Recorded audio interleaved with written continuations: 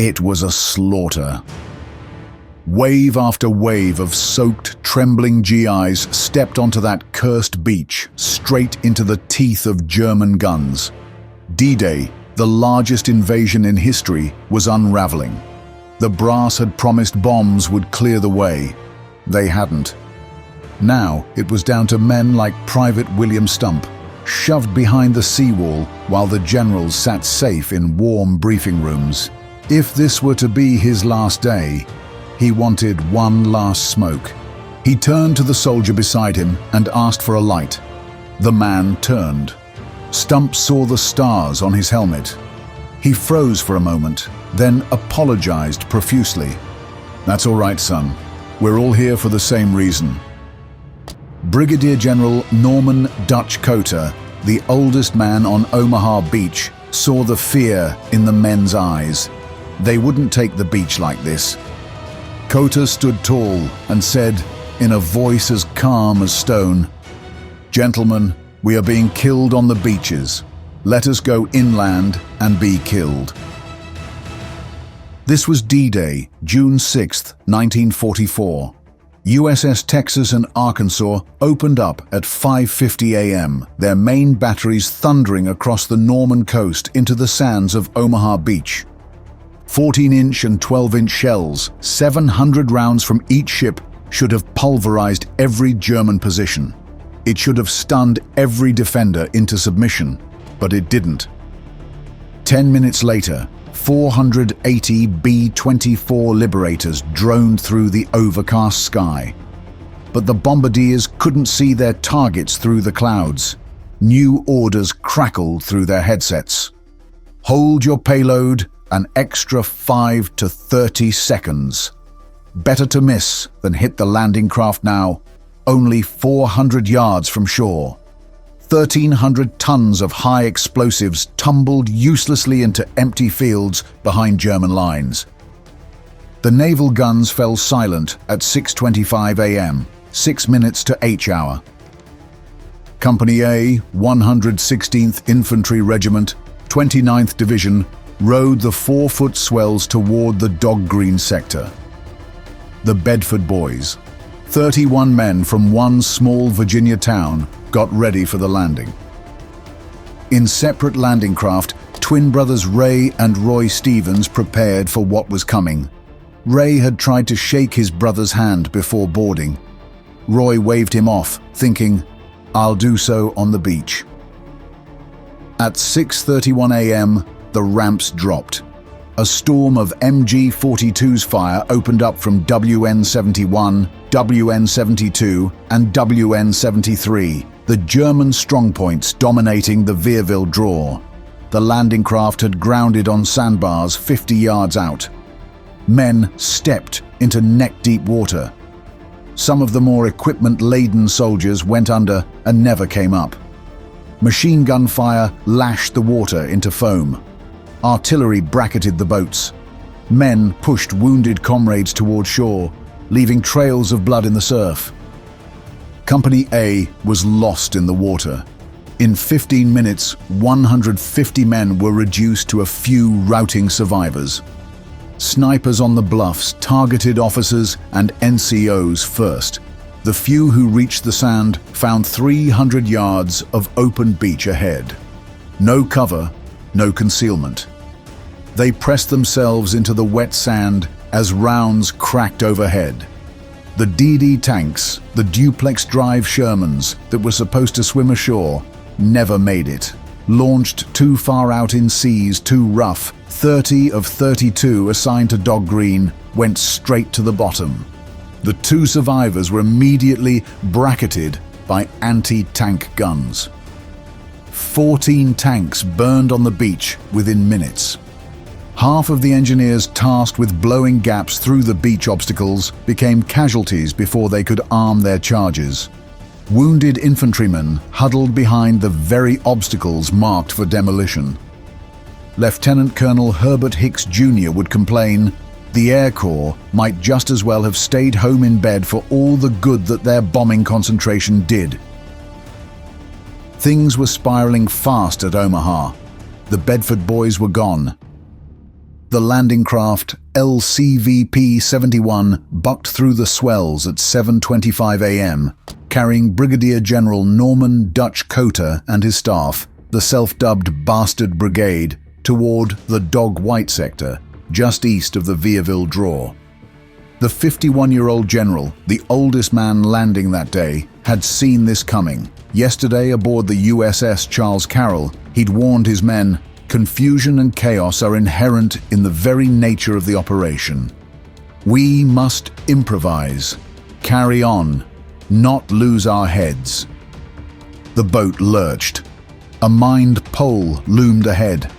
Cota braced for the explosion that would vaporize them all. The mine struck and rolled harmlessly into the churning water. The coxswain grounded the craft 50 yards out. Ramps down. Machine gun fire raked the boat. 3 men in Cota's craft crumpled instantly, their blood mixing with the seawater sloshing across the deck. The general plunged into knee-deep water, his staff following. Mortar rounds walked across the beach, searching for targets. Small arms fire snapped overhead, MG-42s, rifles, everything the Germans could bring to bear. Cota reached the seawall and stopped cold. The seawall was a German-constructed defensive structure designed to hinder Allied troops and vehicles after landing, force them into narrow firing zones, and it was doing its job.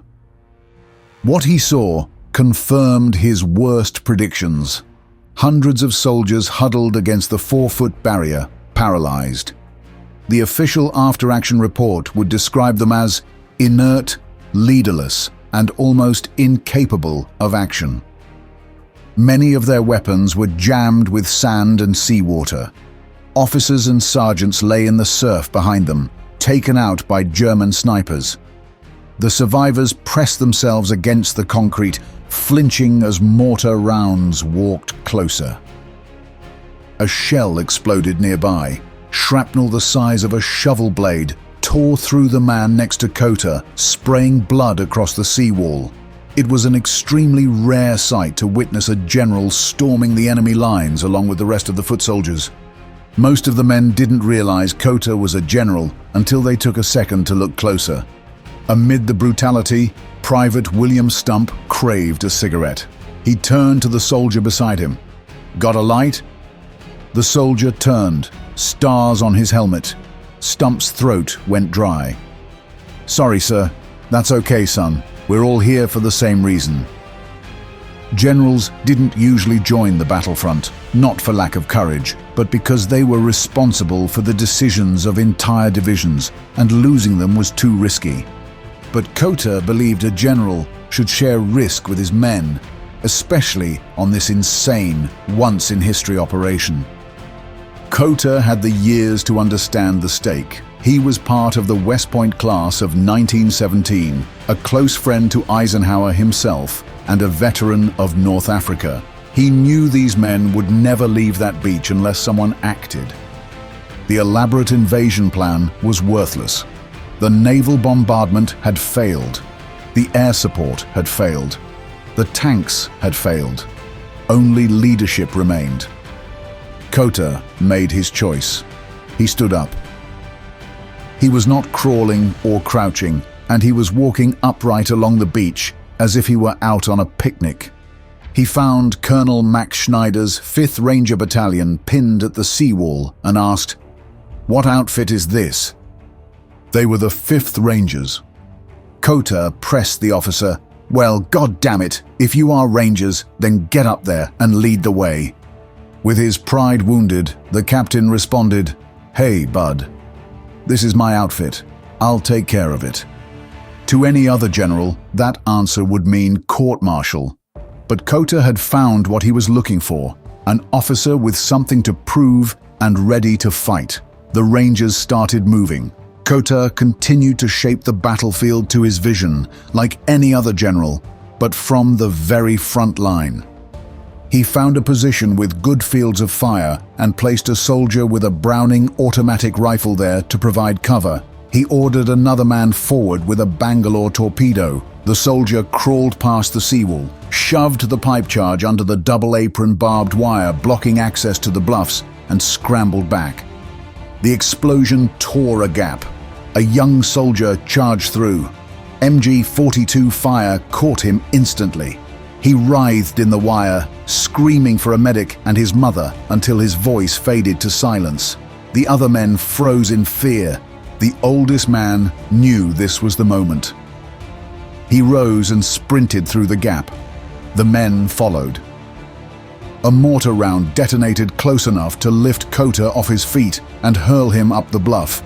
Lieutenant Jack Shea, his aide, thought the general was lost, but Cota bounced up, unhurt, and kept climbing. They used a communications trench for cover, working up the 100-foot bluff. At the top, machine gun fire from across a field stopped them cold. Cota searched for a sergeant or lieutenant to organize an assault. According to Shea, none of the leaders seemed to be in evidence, and his exhortations were not too successful. Again, Cota led the charge himself. The Germans fled. By 9 a.m., 600 Americans had reached the bluffs. Small groups found other breaches inspired by Cota's example. More men crested the bluff. Cota greeted them with a grin. "Where the hell have you been, boys?" He had just led the first successful infantry assault of the Normandy campaign. The Rangers would keep his words to lead the way as their permanent motto. The deadlock was broken, but Cota's fight was not over. By 10 a.m., Cota pushed toward Vieilleville-sur-Mer. By now, soldiers knew what he had done, and they were following him as the battlefield hero he was. A machine gun opened up 500 yards from town. The general sent a patrol to flank it.